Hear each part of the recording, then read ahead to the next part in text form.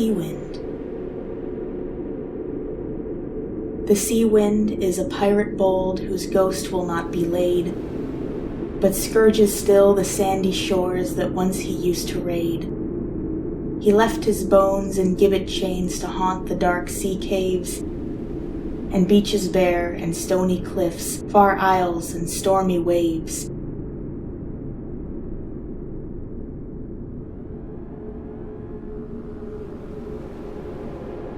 His cutlass whistles to and fro, his voice is in the gales.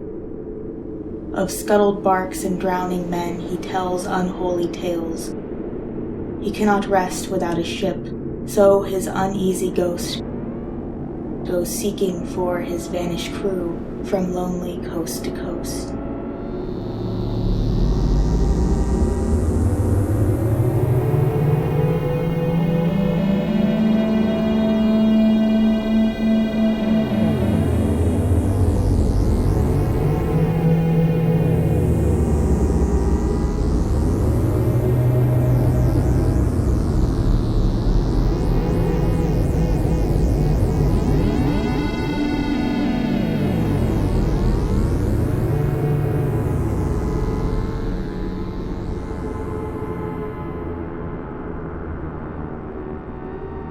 Legend of the Moonflower. When gardens fair exhale perfumes of attar, myrrh, and musk, the moonflower by the porch unfolds its blossoms in the dusk. With glimmering discs of pallid pearl, the dark green vine is starred, as if a host of little moons had risen in the yard. For when at her appointed time the moon withheld her light, the cricket cried, "I cannot see to pipe my tune tonight." The beetle blundered to and fro, the shadows were so black, the moth went out and lost her way and nevermore came back. So nature, who's a fairy queen in robes of sun and snow and dewdrop crown, as all of us discovered long ago, touched with her hazel wand divine, a barren vine, and soon from every spray and tendril shone a copy of the moon.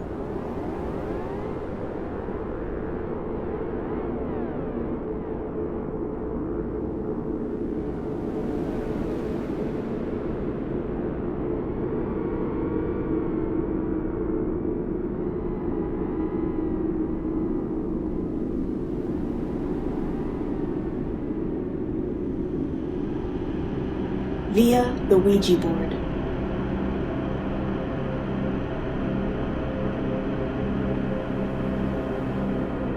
Lo, from beyond the veil, where wander spirits pale, via the mystic Ouija board a solemn message came, from one whose dust in France lies where the poppies dance, and weave around his wooden cross a ring of elfin flame.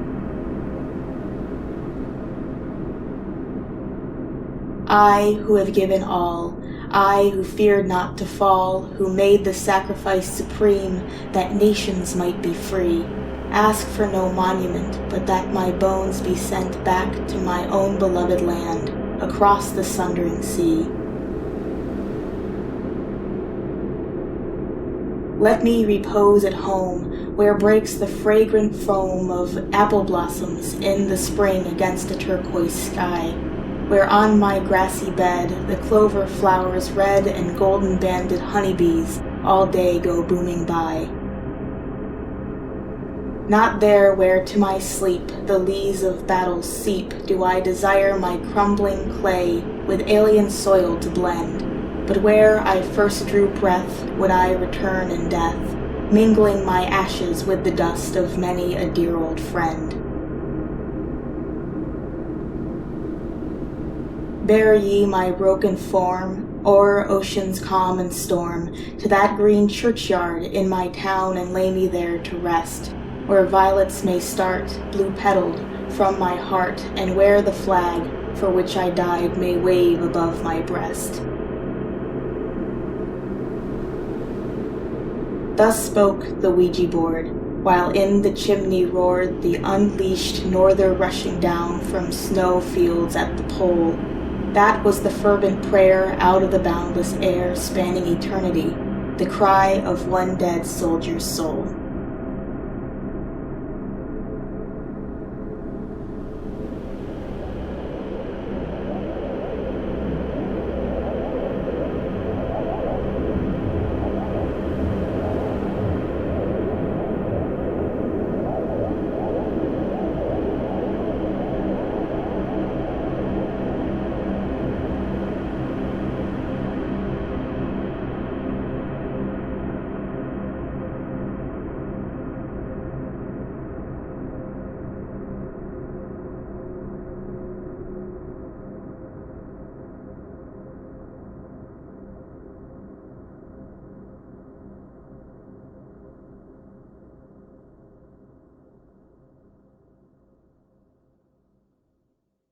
Hello everyone, we are Chrononauts, and this month we are discussing Amazing Stories, the first American science fiction pulp magazine.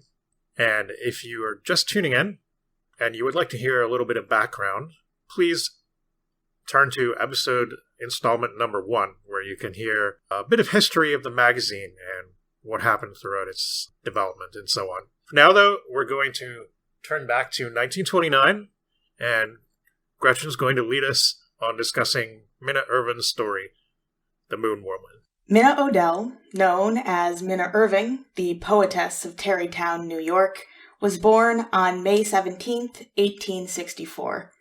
Tarrytown was also the home of Washington Irving, likely why Minna chose that particular last name in her alias. From a young age, she began to write poems and songs, and at the age of 17, described herself as an authoress for the 1880 census. Irving's first published poems would appear in magazines during this very year. In 1885, Irving would publish a poem called The Haunted Heart in the Century, which would become the title poem of a collection of poetry released by her 3 years later, Songs of a Haunted Heart. Unfortunately, Irving's name would start to crop up in newspapers for reasons other than her writing abilities in the following years. Also, in 1888, a scandal would break out between her and a man she was formerly engaged with, a Palmer B. Wells Jr., who, according to Irving, began sending her unwelcome, indecent letters, exposing her own past love letters to the public, and spreading lies about her plagiarizing to editors of papers she was writing for. Nasty. In 1892, Irving would claim John A. Lant, an editor of Tarrytown's paper Record of the Times, had also sent her inappropriate letters. In between these two incidents, she had married a man named Irving Hasbrook the Lammeter twice, because according to a fortune teller, the day of the week they had been initially married on was bad luck. The Lammeter and Irving were separated by the time of the case against Lant, and he was on Lant's side during the incident.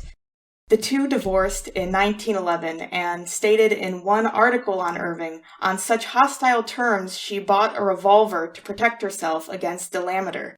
Jeez. Now, I should say I couldn't find the primary source for the last piece of information, and as for the other incidents, while I found multiple newspaper articles through my university library's resources, I still have limited access to papers that might further illuminate these situations, but I still thought I should mention these events, even though I'm not too sure how I feel about them. That's a rough situation to be in. I mean, I Yeah. can't envy her at all. Nasty.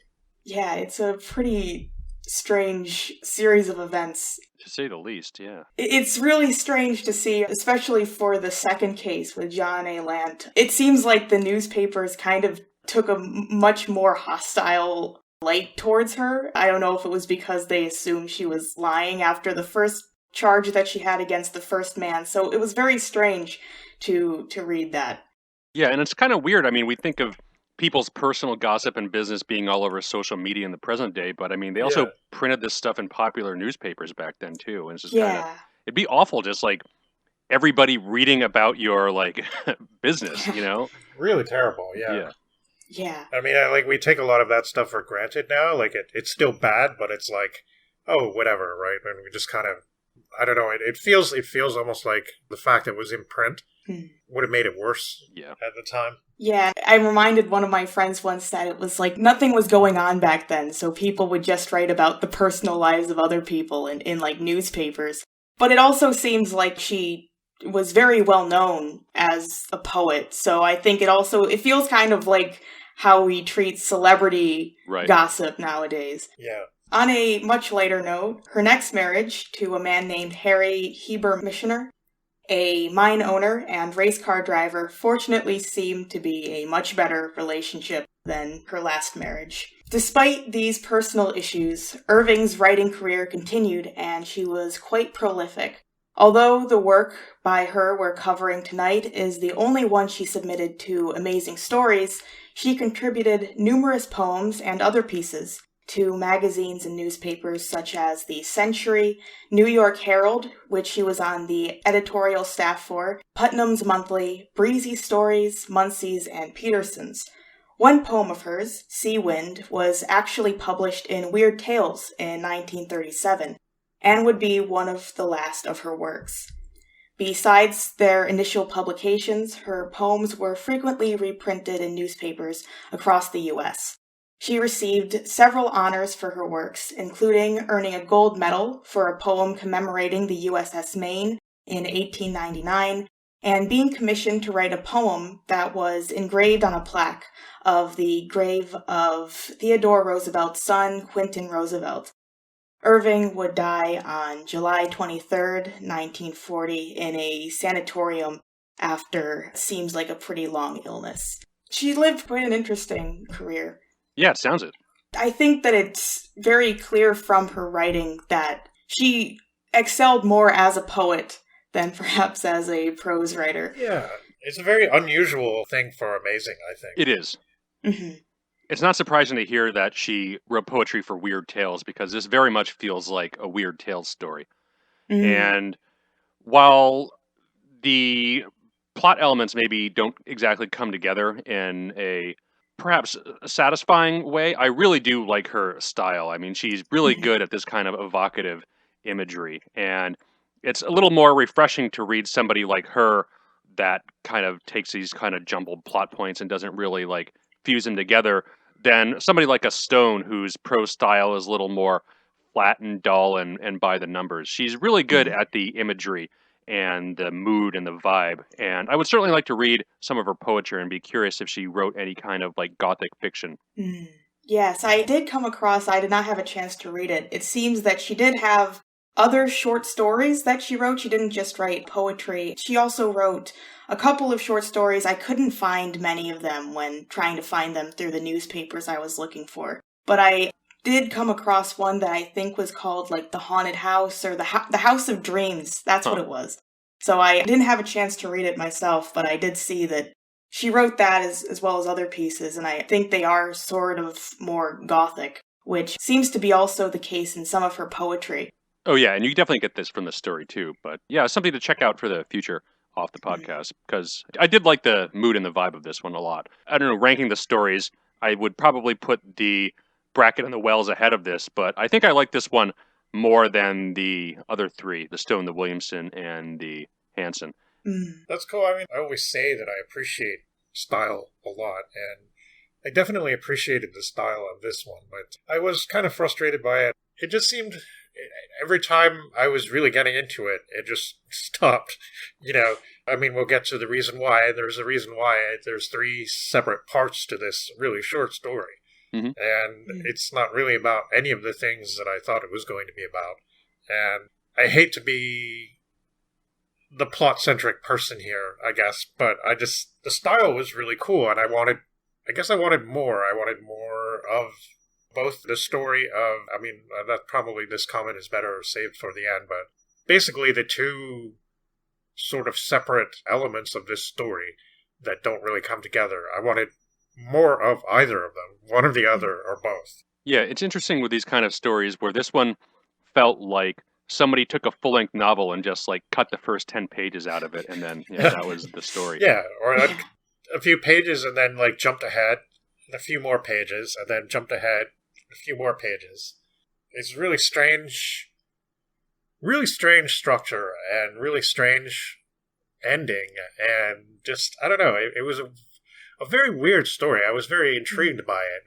I guess I found it a little frustrating, though.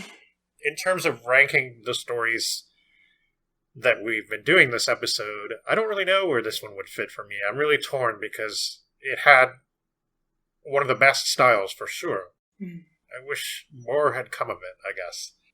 It was certainly very interesting.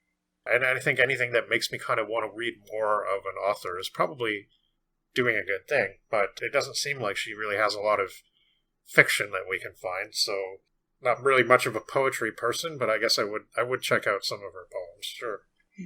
Yeah, it is interesting that it seems like the problem we've run into in these stories mostly relates to pacing. It seems like it's either a story that feels like there should be more to it or, feels like it could be expanded upon, or it's a story that kind of drags on a little too long or overstays its welcome. At first I was excited about what I thought it was going to be about. And then I kind of saw, oh no, it's about something else, and here's the Moon Woman. This could be interesting. And then I kind of realized, wait, it's almost over. It's over. I don't really understand why she wrote this or why she wrote it like this. Well, I think I have an idea, but we'll get to that at the end of the story because she kind of spells it out in a way that some of the other authors we covered before who also go for that kind of ending also have spelled out. Yeah. Well, it is certainly an interesting contrast to everything else. Oh, yeah. Everything else this episode, really. Yeah. This does not feel like an Amazing Stories story. No, it doesn't feel quite like one. I mean, I'm glad we did it. I'm glad you picked this one, Gretchen. I mean, it certainly seems to stand out. It's not like anything I've read in the magazine. Maybe we were saying earlier that some of the reprints, like Abraham Merritt reprints and stuff, have a bit more of a weird feeling to them. And even the Undersea Tube had the whole Atlantis thing, which was a bit of that. This was something else entirely. It could have been a weird tale story, although I think they would have probably asked her to flesh it out more, I think. You kind of think she probably only got paid 1/4 cent a word for this, and it's pretty short.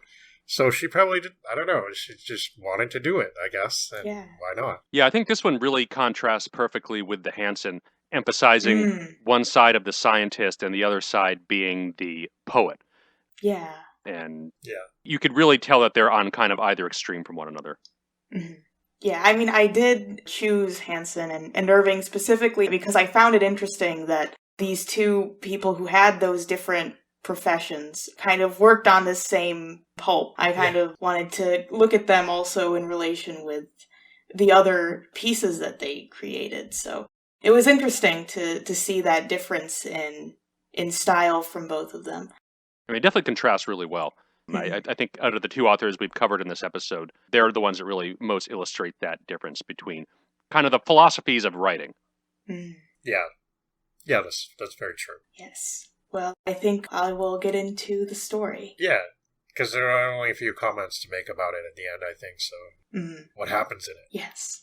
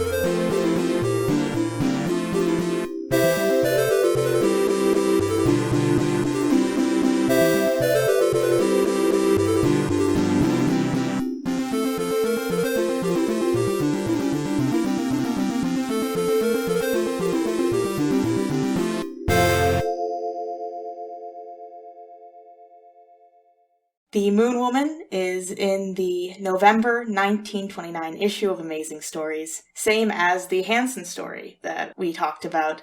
This was, though, completely unintentional. I picked both of them by looking through the Bleiler work, which groups together the works of authors who are arranged in alphabetical order. Only after I had chosen them did I realize the fact and found it a fun coincidence. Oh. Irving's narrative starts after Professor James Holloway Hicks has successfully created a serum that can cause suspended animation. He has tested it on various animals with positive results, but hasn't used it on a human subject yet. No one has come to try it, and Irving makes a point to remark that not even the would-be suicides would take a chance on a mysterious drug. Yeah. Since what if it paralyzed the body but kept the mind alive and alert? Truly a frightful condition to contemplate. So, Hicks, like any good scientist, decides to test it on himself. Having put his affairs in order, Hicks gives his friend and heir to his fortune, a fellow scientist named Horace Blinkman, the serum to inject him with. Injections he estimates will keep him in a state like death for a year. Blinkman, though, is nowhere near as successful in his work as Hicks, and since he will be given control of the professor's estate when he is suspended for the coming year, Blinkman decides to inject Hicks with several times the amount of serum that was originally planned, hoping to prevent the man's awakening by a few decades or even altogether. Yeah, this guy's a real piece of work, this yeah. system. Yeah. He and the professor's attorney that helped arrange Hicks's affairs bring the now seemingly dead professor to a mausoleum built for this occasion. When they return with members of the press a year later to witness Hicks's resurrection, they instead find him to be still in the same death-like state and believe he is truly dead. They leave his body in the crypt, thinking that a second burial would be a mockery. The story's focus then shifts to a young woman who finds Hicks's mausoleum, now in ruins after the passing of 200 years. The woman, who wears a pair of wings and is, I just have to mention, described at one point as 150 pounds of solid, healthy womanhood, is curious. Yeah. She was really cute. I wanted more of her too. Yeah. She also mentions that she has very strong but delicate hands, which she has that kind of combination of like strength and it seems grace, which is pretty cool. She is curious about what she calls the Temple of the Dead she's come across. She flies to the top of the crypt and finds an opening in the roof, then drops down through the hole. She comes across Hicks finally waking from his suspended animation and is terrified to experience an apparently dead man coming back to life. Hicks, realizing she is there and that she is shocked, tries to reassure her. He is embarrassed, however, to find that his clothes have disintegrated and asks her to remain where she is, for he is a very modest man. He learns that the woman's name is Rosaria and that the year is apparently 3014. So I guess Hicks is from the year 2814. Yeah, I don't know about what was going on with this, but I think this might be another amazing date misprint because they mention another date like later that like it's like, wait a minute, did they meant to print like 2114 here or something? I don't know. Yeah, and I will mention the date because I found that to be, I'm pretty sure this is a typing error since. Well, I thought it was like 21 something when he went to sleep the first time, right? I don't think they ever mention when he actually like goes to sleep, and I don't think they never indicate. She never indicates that the date is different. I'm not. She mentions a date later that would indicate that when they went to sleep, it would be in the present day, so 1929. Yeah, really? It is a date that she says is 1930. Yeah. Oh yeah, okay. And right. But I believe that would mean that. What I was assuming is maybe this is supposed to take place before the time she wrote this, where he awakes in 2014 and he had this serum in like 1814? Maybe. I assume. I don't know. Just a strange error on someone's part. Well, I thought he had been asleep for like that long a time because everything was ancient and stuff, so it was obviously much more than, I don't know. The 28, whatever, made sense to me at the time, but yeah, it's just another thing where the dates don't line up. I mean, he could have very well slept for 1,000 years in story, and it would have like made total sense. But Yeah. I mean, just like the numbers that Rosaria is telling him about, like, what happened since he's been asleep, just like don't line up with one another. Yeah. Because it seems like the narrative's very clear that he was asleep for 200 years. Yeah, right. They mention that multiple times, and then there's the other dates are 3014 and then 1930. So I assume 2014 is when he wakes up. Yeah. After being entombed and suspended for so long, Hicks is eager to leave his mausoleum, though again he won't leave his coffin without being properly dressed. Rosaria leaves him and returns soon with clothing, a set of wings, and some food, which in the future are condensed into essences that one drinks from small vials. Hicks isn't too impressed by this, feeling that it seemed too much like taking medicines to be enjoyable. Rosaria also explains that the dead are now disintegrated using X-rays, which is why she was surprised to come across Hicks's mausoleum. The professor finds himself falling in love with Rosaria, and feels that her knowledge of the world he's now a part of sets her above him, but she denies that she is wiser than him. She is merely familiar with this time. She then tells him of the Moon People, who humans encountered in 1930. They are the ones who rule Earth, though through the consent of humanity. Rosaria herself is part human and part moon person, the latter heritage from her mother's side. Hicks then gets down on one knee and proposes to her. Immediately following this, Hicks wakes to find himself with the Blinkman in his study. The serum had only assured him a good night's sleep, and nothing more. And thus ends The Moon Woman.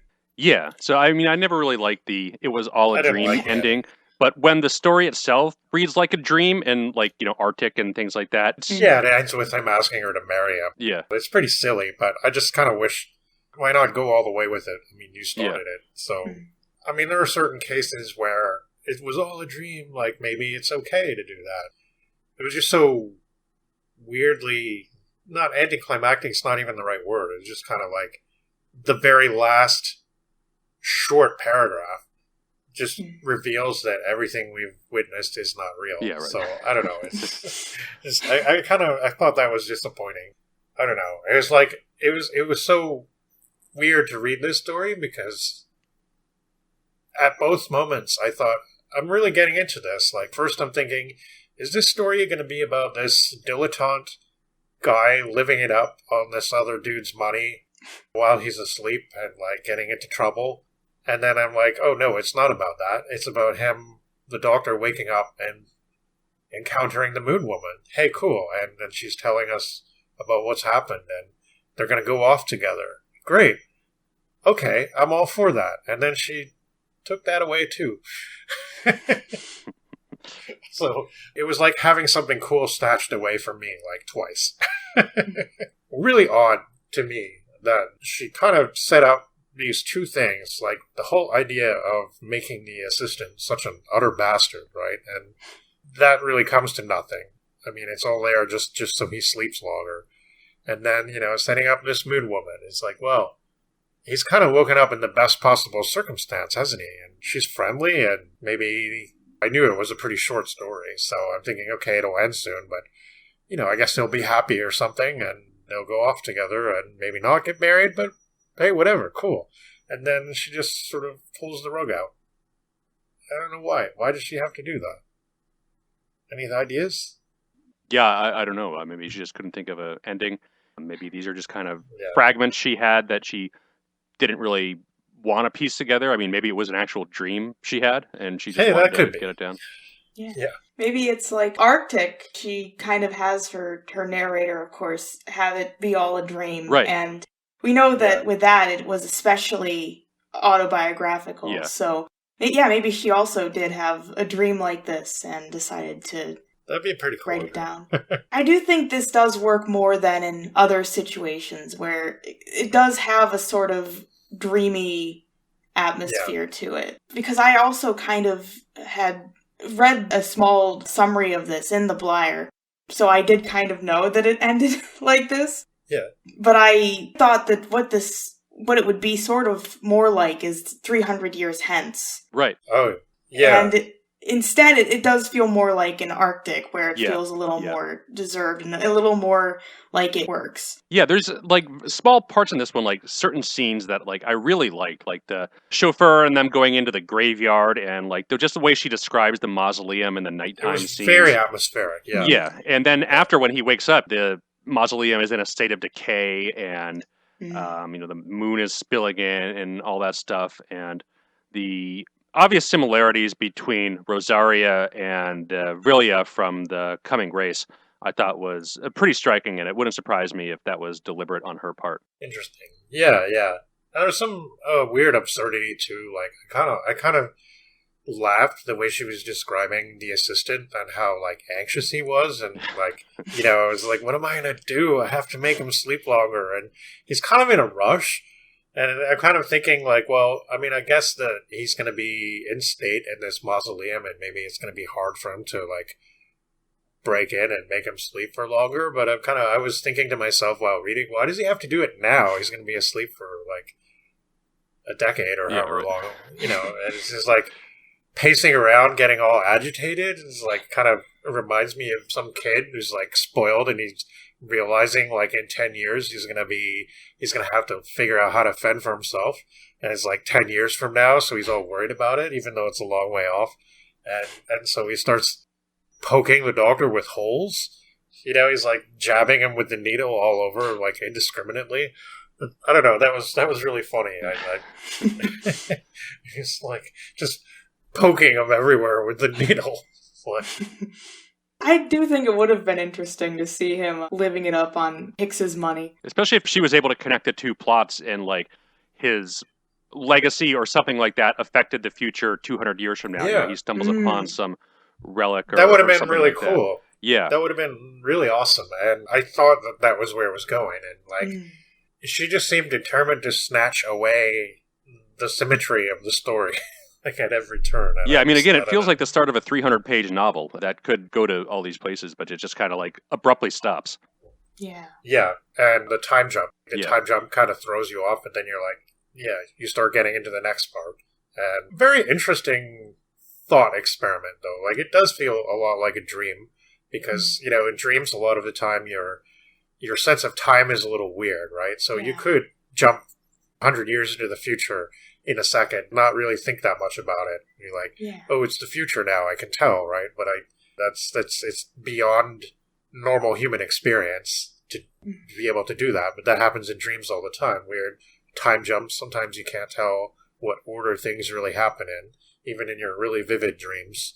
And I appreciated that, and I appreciated her style very much. Like, there was a lot of atmosphere. I felt like if she had written a longer and more developed story, the character work would have been really good. Like, I got a sense of that, the way she was describing the assistant, and the way she was describing her, and the way, like, it felt like she was capable of really taking this to some awesome places. I guess it was a little silly, like the future speculation. I mean, I'm guessing that's kind of why she published it in Amazing, right? Was because of the speculation about what the future would be like under the... Yeah, I guess Amazing didn't really do that many of the weird serum type stuff. Though I guess the Wells New Accelerator kind of counts for that. But that's a reprint, so maybe it's a bit different there. But yeah, that was also in the first issue, right. So they were still kind of working out probably what they were going to do in the pulp magazine. Exactly, yeah. I mean, I think they kind of shifted their editorial policy towards the more science-y stuff as they went, and they probably had to reject a lot of stuff that was too weird talesy and not sciencey enough. Yeah, I mean, it seems later on though that they loosened up about that, but I guess I don't know. It's I mean, when we get to the bracket, we can talk about that a lot more. But I was definitely thinking like, this feels the third part where she's about to take him up and she's explaining what society has become and everything. It definitely felt like the beginning of one of those sort of utopia things that we've read, like Herland and 300 Years Hence and stuff like that. And I thought, okay, it's pretty cool. I mean, I keep imagining this story being longer, and I keep thinking, I'm glad that we read those things in the past, but I don't necessarily need to read too many more stories like that, because it really is, a lot of it just consists of somebody going on a tour being shown around. and like, there's no plot, it's just like, well, this is the way we do things now. And here's where babies are produced in test tubes. And here's what becomes of these kind of people in society. And here's how we build buildings now. And just being shown around the new society and going, wow, we certainly didn't do things like this in my day. I don't know. Maybe it's good that I didn't go there. I don't know. I thought her character work was better than that, though. Like, you could definitely see it developing into some kind of plot more than just like Utopia, where they're describing how the society works. Yeah. Yeah, because even in I obviously focused on that in my summary, what the future is like. But it is told in between, like, them actually meeting and having, like, sort of a connection. And there's definitely more going on between the characters in those moments than just, like, her kind of giving a lecture about what the future is like. Right. And then the first part, I mean, she sets up this, like, kind of over-the-top, like, murder plot in a very intriguing way. It actually, she pulls you right in. It made me think of something out of, like, EC Comics, like the Tales from the Crypt almost. Yeah, right. So it's like, oh, he's going to get, somehow this guy's going to get his just desserts, and it's going to turn out really bad. And then it turned into this playful Moon Woman thing, and I'm like, yeah, cool, all right, I'm on board for that too. I like both aspects of it.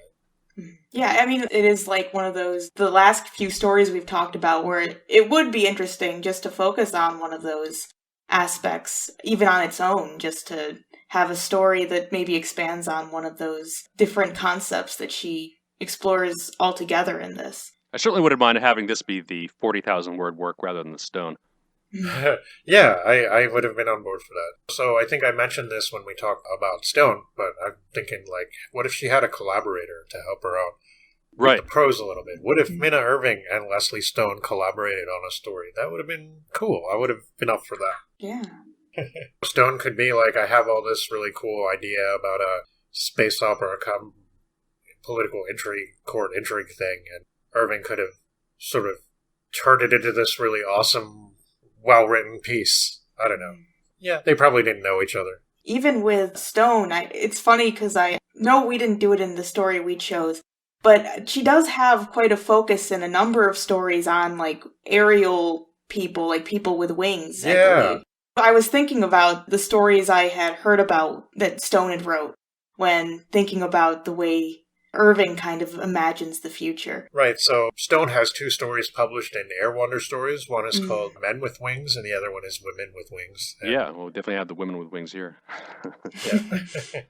Yeah, I mean, it's also kind of interesting because Irving, I think, is from a different generation than everybody else, right? She was, like, much older than all of our authors. Yeah, this would have been written much nearer the end of her life. Yeah. She born in 1864, so... Right, so she would have been like 65 when she wrote this. Yeah. We're really at an interesting point now in doing these because we're seeing the real, for the first time that I could really envision it clearly in the podcast, we're kind of seeing the different generations at play and how this really does resemble a lot of stuff we've done earlier on in the podcast in a lot of ways. And it's amazing, which is amazing. Yeah, but I mean, I think a lot of the people we covered tonight, aside from the Wells, were much younger. I mean, Williamson and Brackett were both quite young when they submitted their stories. Yeah, but those two were of two different generations as well. Yeah, right, that's true. Which is interesting. Yeah. We'll be talking about Williamson very shortly, but he's a really interesting cross-generational case, for sure. But I guess when H.G. Wells' stuff came out, Irving would have been almost in her 40s. Yeah. So it's not something she would have grown up with. I mean, she probably would have read, like, the Gothic stuff or maybe some Jules Verne if she read any of the adventure stuff. But it seems like poetry was more her thing. And definitely the Gothic fiction was much bigger in the 19th century than really any of the pulp stuff. Yeah. It does seem like her publications, though, she did at least submit to a wide range of magazines. So I'm sure she picked up on a lot of the different genres that would later have their own pulp magazines. No, yeah, of course. It's just kind of interesting when somebody comes to it in their life, when you Yeah. grow up with something from a very young age versus when you encounter something like halfway through your life as an adult. It does have a different effect. So I wonder how she actually found Amazing. Like, how did she come across it? Yes, we never know, but... I mean, she seemed to be someone who, again, probably was very up to date on any sort of new publications that were coming out, so she probably would have heard about it just through a more general knowledge of different publications. And I think around this time they were circulating like 100,000 copies per issue on newsstands. So if she was like going by train to places or like walking around the city or whatever, she probably would have seen the cover on a newsstand somewhere and been like, oh, I wonder what she thought of Frank Paul's awesome covers. Maybe she liked it. Who knows? Yeah, who knows? Because I don't think she wrote into the magazine, right? She didn't do any of the letters? No. We didn't find any. Yeah, I don't believe she did. Yeah. It's too bad. It would have been kind of interesting to hear her views on some of the other stuff the magazine was publishing, because it's so different from what she wrote. Yeah, and that's what makes me curious, you know. I mean, it's not like she would be getting paid that much to write this, so she just wanted to do it, right? I mean, she could have, I'm not going to say, because I just don't know, you know, how well she was doing with her poetry and everything, but it's not like she was a struggling new writer, like some of these people we're talking about. Right. She just wanted to do it, I guess, and she did, and I don't know, this is really interesting. I honestly don't have a lot more to say about the story itself, but just the fact that it exists is fascinating. It really was interesting. This is a story that's sort of like the Hansen, where it's more interesting going into it and knowing about the author. Right. And how that affected the way it was written. Even looking through the magazines and the newspapers that I found through my college where she wrote was an interesting experience. You really get the feel for the sense of somebody doing that, yeah. Yeah, it felt like, well, it's even learning more about Anna Adolph and that kind of affecting the way that I feel about Arctic. I feel like that kind of affects the way that I feel about this work, where I kind of respect it more from looking at it and how her prose was impacted by her poetry. Definitely, I can relate to that because there are some things that we've done, and maybe even somebody we're about to discuss, where it's like kind of reading about them and reading about their thoughts and about other aspects of their creativity in their life has made it more interesting to me. And so I can definitely relate to what you're saying there. I think that's a big thing that I've discovered with doing the podcast in general. Although in not all cases have I really looked that deeply into author backgrounds and stuff like that, but it really depends, I guess, on how much information is out there. Sometimes we don't have very much, but we've been trying to dig into that as much as possible because it is pretty interesting, actually. I used to be the kind of person that kind of said, well, the art should stand for itself, and looking into backgrounds and listening to what they have to say outside of that is like, it can sometimes take away from the enjoyment of what they created. And I guess sometimes that's still true, but I gotta say it's been really interesting looking at things from the other angle and kind of getting more into their backgrounds and history and stuff. Yeah, absolutely. With this, I think we'll close the chapter then on Minna Irving. And it's been a really interesting little sojourn into the future and into dreams. So now I think we're going to talk about somebody who I don't know if you guys will agree, but I'll ask you at the end of our talk. I think that this guy, Jack Williamson, I think he's a real milestone in our podcast, and he's a real milestone in terms of bringing science fiction into the modern era. And he's been my big guy this podcast episode of just kind of looking into what he's all about. And so I have a lot to talk about. Without further ado, let us meet the Prince of Space.